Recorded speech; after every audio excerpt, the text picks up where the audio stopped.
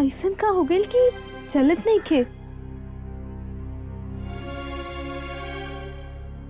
ए इमरती, तनी सुना था का बात बा ठकुराइन? इमरती देखा ना, ये चूल्हा जलत ही नहीं खे। तनी किनारे हटी, हम देखत बानी ठकुराइन।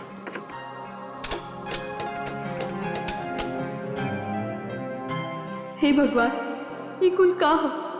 हम तो शुभ काज शुरू करे जात बानी और तू अशुभ संकेत दे पाना।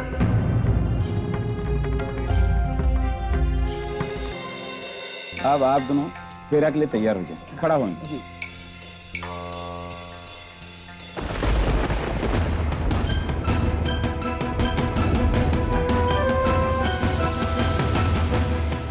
तो पहला फेरा का अर्थ बा तू दोनों जना एक दूसरे के पोषण और स्वास्थ्य का ख्याल रखी है। अरे सुनो! हे भगवान, आज फिर उनकरा से भेंट ना भइल।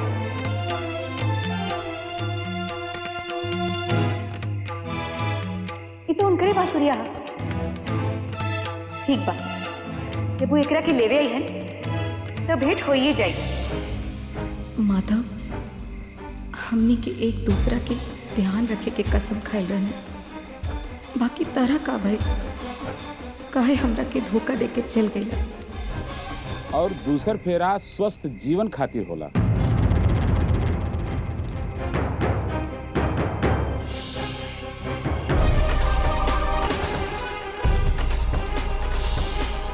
हम तो हमेशा तहार स्वास्थ्य की कामना करनी माधव, बाकी तू हमरा के धोखा दे के हमरा के अस्वस्थ कर देला।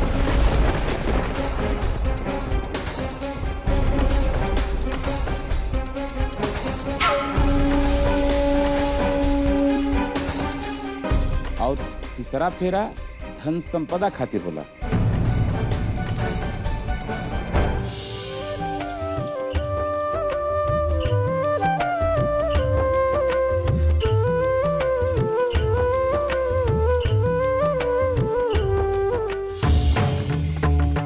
हमार प्यार, हमार तहार संबंध है, हमार धन संपदा रहल माधव।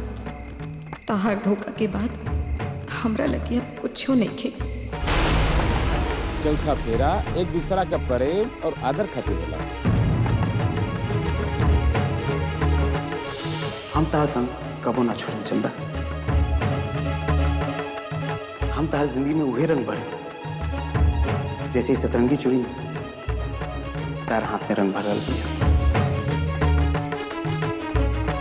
प्रेम और आदर में हम कबहू कोनो कमी न रखले रहनी, तबहू ऐसा काहे कैला माधव, काहे कैला? अब कन्या पचवा फेरा में आगे चले।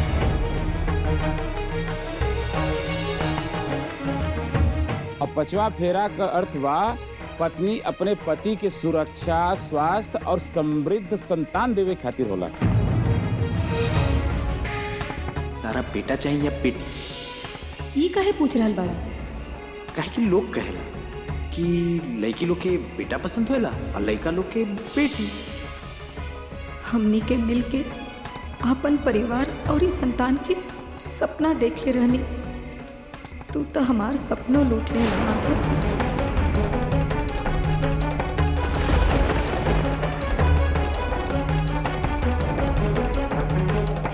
छठवा फेरा नव दंपत्ति के एक दूसरे के सुख और समृद्धि खातिर होला। जब तक ये बांसुरी में तान रही तब तक ले हमेशा साथ रहे। माने? माने ई बांसुरी में हमेशा तान रही और हमेशा हम तेरा साथ रहे। अब हम कैसे शांति से जियब माधव? हमार जीवन के शांति तू तो खत्म कर देला। इस सातवां फेरा आखिरी फेरा होला। पति पत्नी का एक दूसरे के साथ मैत्रीपूर्ण जीवन बितावे खातिर होला। यह हमें एक आवा कि पति पत्नी एक दूसरे का ख्याल रखी है।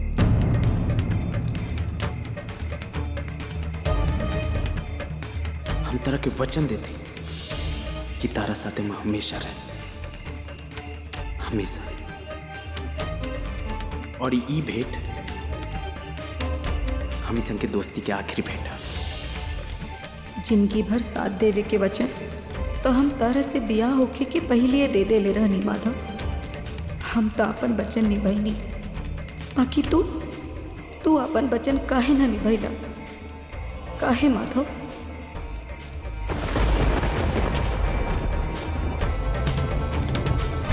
अरे कहाँ जाते रे?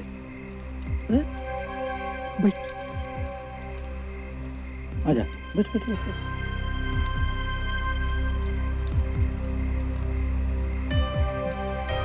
माधव, जौन तू हमरा साथे कैला का इहे तहार हकीकत बा?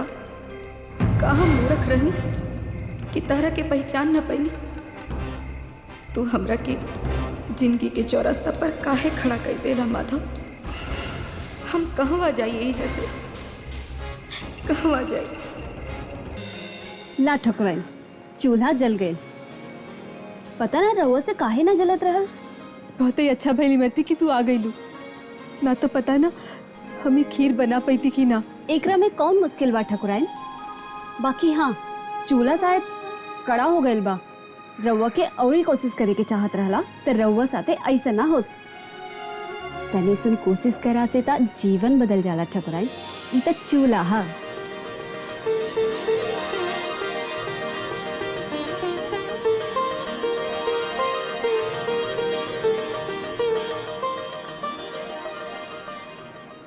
अब कन्या के मांग में सिंदूर भरा ठाकुर साहब। अरे सुमन, तनी देखा था सिंदूर कहवा रखल बा? हाँ माई।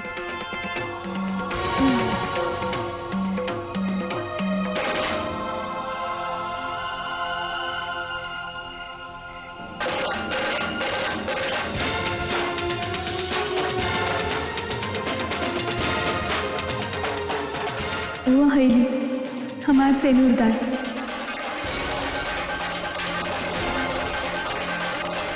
लो ठाकुर साहब, सिंदूर दान करें। सुख दुखानि सर्वाणि मया सह विभज्यते, यत्तत्त्वं वहं तत्र प्रथमतः ब्रवीमि। कुटुम्बरक्षकार्यास्तामि अबालपुत्रहरिदम्, अस्मि नास्ति च सन्तुष्टा द्वितीयथा विहितम्। अब मंगलसूत्र पहनावा ठाकुर साहब। सदैव प्रियभाषिणी भविष्यामि पदेच्चैव प्रियता प्रविहितम्। इहादसायिणो विष्णुनस्त्वां वञ्चिता स्वयम्, उभयो प्रतिरक्षणा कन्या षष्ठपदे ब्रवीत्। ॐ यज्ञादिकार्येषु भव विश्वसाचिनी, धर्मार्थः कार्येषु कन्या सप्तपदे ब्रवीत्।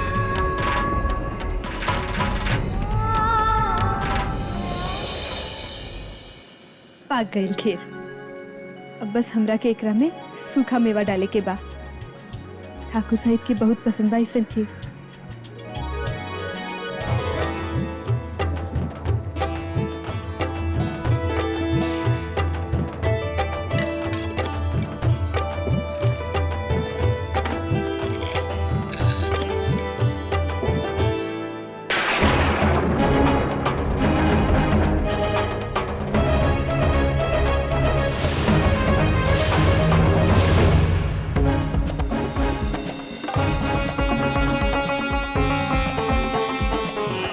भगवान, ये तो बहुत बड़ा अपशगुन बा, बहुत बड़ा अपशगुन। ये कुल का हो रहल बा राम जी?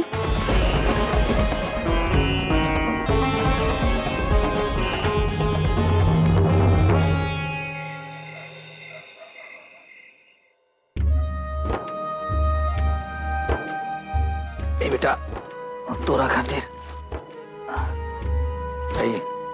ठाकुर साहब रोआ खातिर।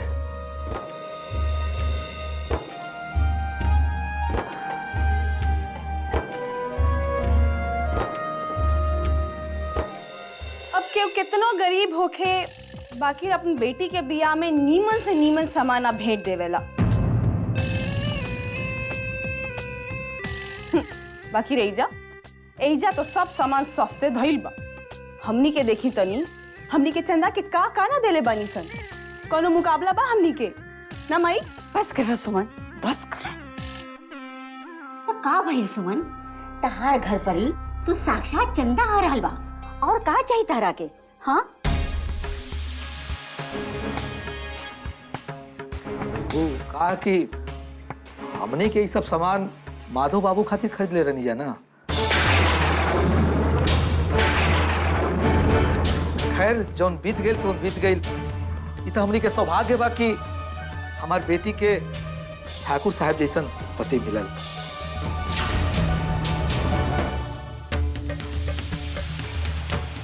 अब ओ गोली छोड़ा। अरे भाई अभी एगो रसम बाँच गई बा। अब कौन रसम भाई? अरे भाई कंकन खोले के रसम, उहे तो करे के होई नु। खंगा नहीं जा? अरे भुला गई लो का, ये रसम तो ससुराली जाए के बाद न होला। बाकी अब यहाँ का रसम तो सब पूरा हो गई नो। हाँ हाँ, सब रसम पूरा हो गई।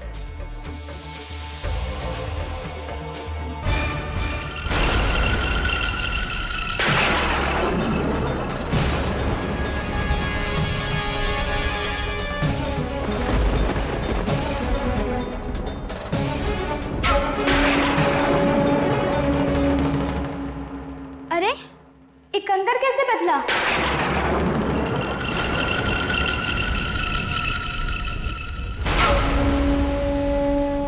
अरे जब तनी मंदिर से घरे ना आ गइल रहलू बात करे खातिर, तभी हम पंडित जी से कह के बनवा देले रहनी।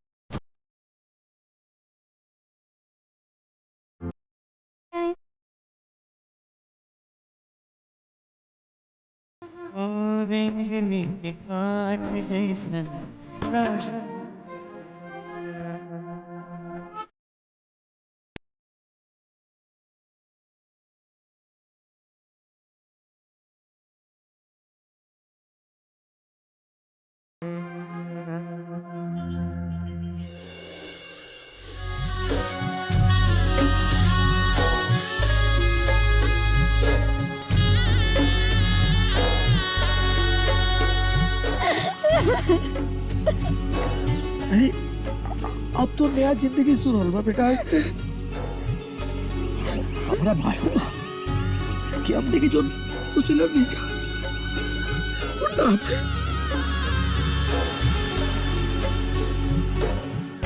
लेकिन जो तू कहले ना बेटा, वो दोनों खानदान के मान मर्यादा बचा ले।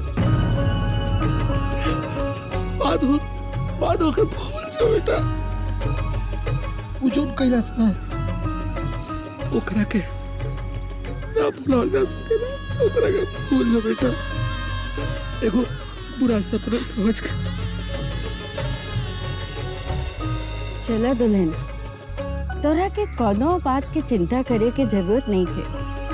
अब हम बानी तहरा लगे, तहरा माई। चल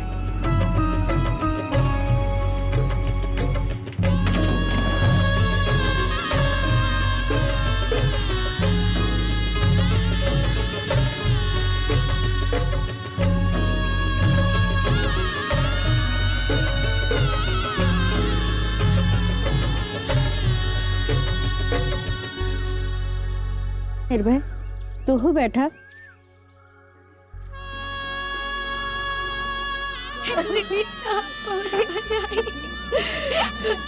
हम वो तरह के छोड़ के कैसे जाए? राखी बबनी, कौन बात नहीं की, तू बस बाबूजी के ध्यान रखिए और अपन पढ़ाई मन लगा के करिए।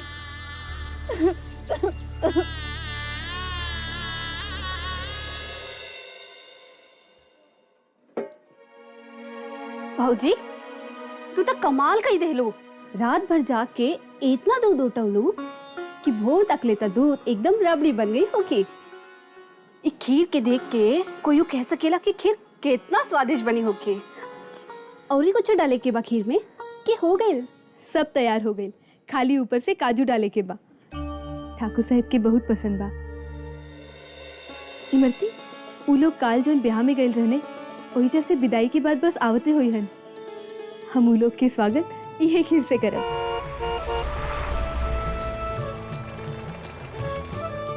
इमरती बुझाता कि ठाकुर साहिब और अम्मा जी लोग आ गई ने, जाके देख तनी हम ये सब करके आवत हई।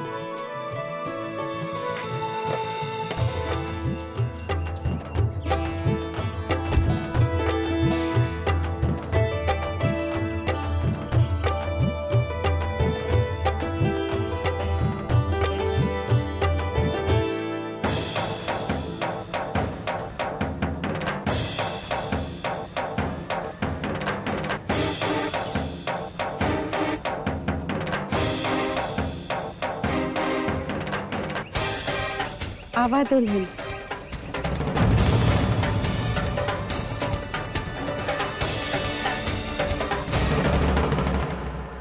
देख बेटा, हमरा तो बड़ हवेली में बड़ बड़ लोगन के साथ रहे के और अच्छा अच्छा खाए के आदत पड़ गई बा। हमने के एजा काम करे खातिर आयल बानी सर। हाँ? काम खत्म हो जाए तो हमने के उहे घर वापस चल जाए सर, उहे झोपड़ी जहाँ से हमने के आयल बानी सर।